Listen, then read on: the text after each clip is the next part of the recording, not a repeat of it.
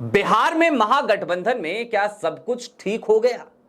क्या कल की तारीख में जो प्रेस कॉन्फ्रेंस होगी, उस प्रेस कॉन्फ्रेंस के बाद जो मोमेंटम खोता हुआ इंडिया अलायंस नजर आ रहा था, वो मोमेंटम फिर से वापस आ जाएगा क्या?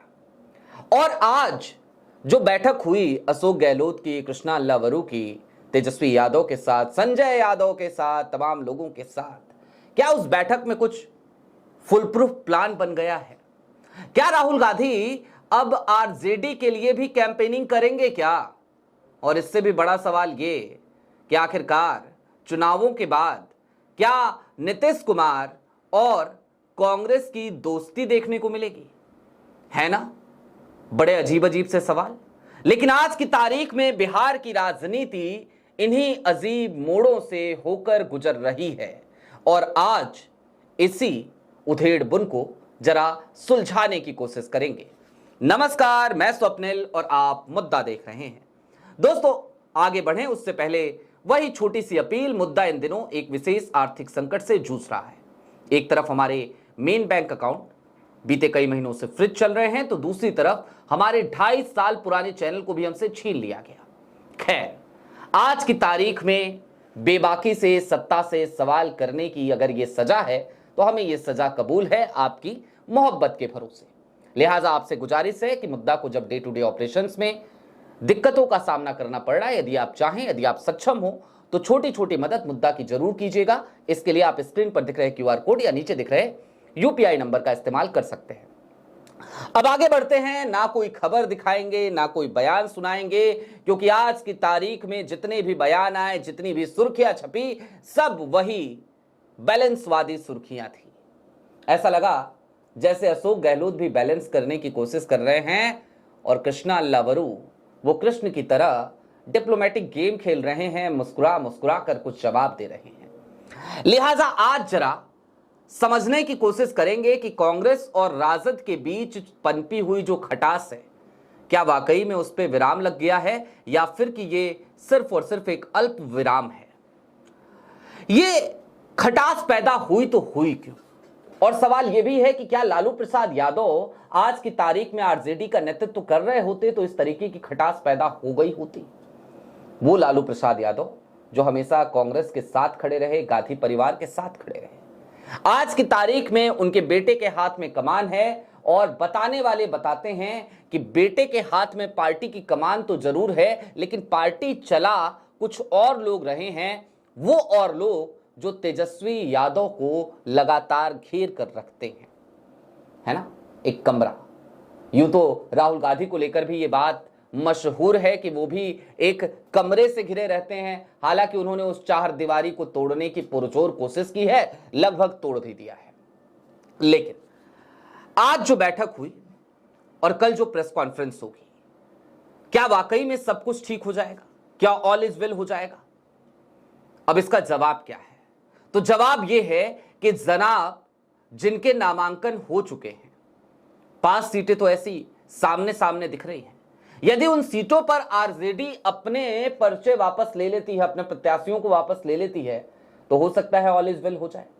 लेकिन अगर ऐसा नहीं होता है तो फिर निश्चित तौर पर ऑल इज वेल तो इसे नहीं कहा जा सकता, क्योंकि कांग्रेस के प्रदेश अध्यक्ष यानी कि राजेश राम ने दो टुक शब्दों में कह दिया था, जब कुटुंबा से आरजेडी टिकट देने की तैयारी कर रही थी संजय यादव के बेटे को, तो उन्होंने कह दिया था कि चुनाव में कुछ भी फ्रेंडली नहीं होता, फ्रेंडली जैसा नहीं होता।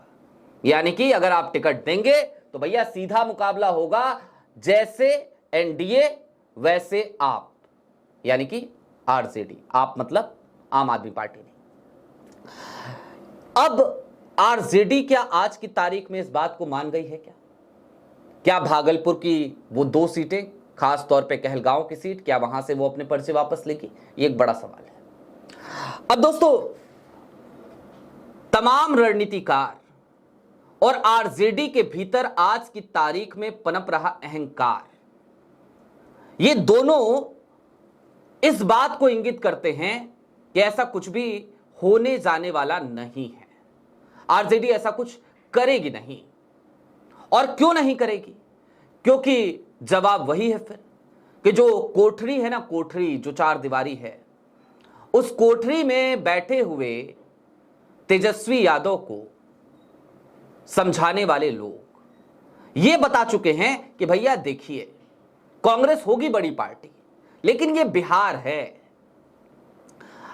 और भोजपुरी में अगर मैं इस बात को समझाऊं तो शायद आप ये समझिए कि आज की तारीख में तेजस्वी की कोठरी में ये बात होती है कि तेजस्वी भैया ये बिहार है, आ एजा जौन कुछ बाड़ा तू ही बाड़ा, कौन कांग्रेस कौन राहुल गांधी। समझाने वाले तो शायद यहां तक समझाते होंगे कि वोट अधिकार यात्रा में जौन भीड़ आयल रहे, उस सारा भीड़ तोहके देखे खातिर आवेल रहे, वो तोहार फैन रहने। राहुल गांधी अकेले निकलतन तो सड़क पे भीड़ ना आए। समझाने वाले आज की तारीख में तेजस्वी को शायद यही सब समझा रहे हैं। और यही एक बड़ा कारण है कि तेजस्वी की पार्टी अपने अहंकार में मदमस्त हाथी की तरह गठबंधन की परवाह किए बिना, कोई नाराज हो रहा है उसकी नाराजगी की परवाह किए बिना चली जा रही है अपने चाल से। लेकिन कांग्रेस इस बात को बखूबी समझती है, गठबंधन धर्म की मजबूरियों को भी समझती है, और शायद यही कारण है कि बैलेंस करने की आज की तारीख में कोशिश की गई। जेएमएम को बैलेंस किया राहुल गांधी ने, वीआईपी के मुकेश सहनी को बैलेंस किया राहुल गांधी ने, लेकिन घर किसका है?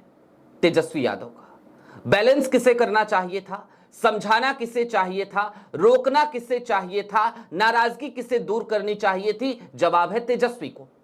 लेकिन वो सब छोड़कर तेजस्वी आग में घी डालने का लगातार काम कर रहे हैं। अब दोस्तों, आज की तारीख में जो तल्ख हकीकत है, उस तल्ख हकीकत को भी चलते चलते समझ लीजिए।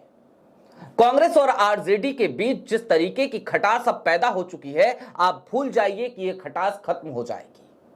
ऐसा नहीं होने जा रहा, बल्कि होगा तो यह कि अब कांग्रेस अपनी 60 सीटों पर ही फोकस करेगी, अपनी 61 सीटों पर।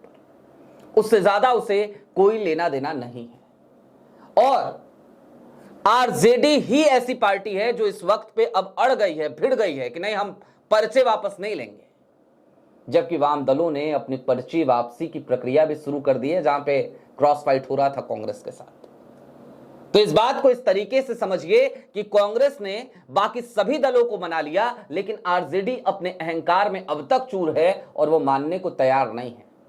आज की बातचीत का क्या आउटकम होगा, जिसको लेकर खूब चर्चाएं चल रही हैं, यकीन मानिए कल की तारीख की प्रेस कॉन्फ्रेंस में आपको फिर यही नजर आएगा कि जो बातें आज कही वही बातें कल कही, कि गठबंधन है, गठबंधन चल रहा है, और फिर आप माथा पीटेंगे।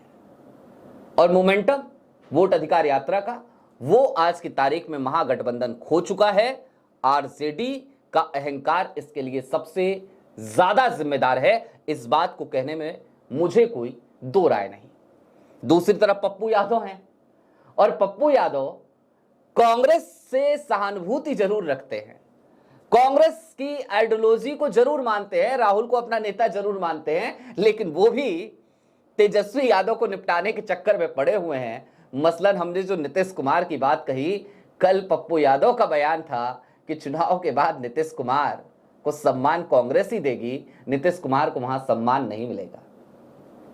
अब यह भी एक ऐसा बयान था जिसने टेंशन जितनी भाजपा को नहीं दी होगी, उससे कहीं ज्यादा आरजेडी को दे दी होगी, कि कहीं ऐसा तो नहीं कि चुनाव के बाद कांग्रेस की यदि ठीक ठाक सीटें आ जाती हैं तो आरजेडी बाहर हो जाए और नीतीश और कांग्रेस की कोई जोड़ी बनती नजर आए। अब इन तमाम सवालों के बीच, इन तमाम सवालों को समझने की कोशिश के बीच एक बात तो सीधे सीधे तौर पर कही जा सकती है कि आज की तारीख में बिहार की राजनीति अब उस मोड़ पर आकर खड़ी हो गई है, खास तौर पर महागठबंधन की राजनीति उस मोड़ पर आकर खड़ी हो गई है जहां पर रॉबर्ट फ्रॉस्ट की वो कविता याद आती है, the road not taken, two road diverged in a yellow wood and sorry I could not travel both.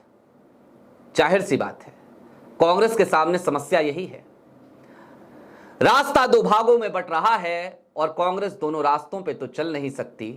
एक रास्ता वो रास्ता है जहां वो गठबंधन धर्म को निभाते रहे, अपनी कुर्बानियां देती रहे, जहां पर वो अपना नुकसान सहती रहे, और अपने नुकसान के बदले उसके गठबंधन के साथी, संगी, सहयोगी वो फलते फूलते रहें, पुष्पित पल्लवित होते रहें। दूसरा रास्ता वो रास्ता है जहां कांग्रेस खुद को मजबूत करे, खुद की मजबूती के लिए काम करे, और कांग्रेस आज की तारीख में राहुल गांधी वाली कांग्रेस अब उसी रास्ते पर चलने के लिए बेताब है। राहुल के तमाम सिपाही, तमाम सेनापति इसी मुहिम पे लग चुके हैं। लिहाजा ये 60 सीटें ही महत्वपूर्ण हैं कांग्रेस के लिए, बाकी सीटों का जो होना है होता रहे।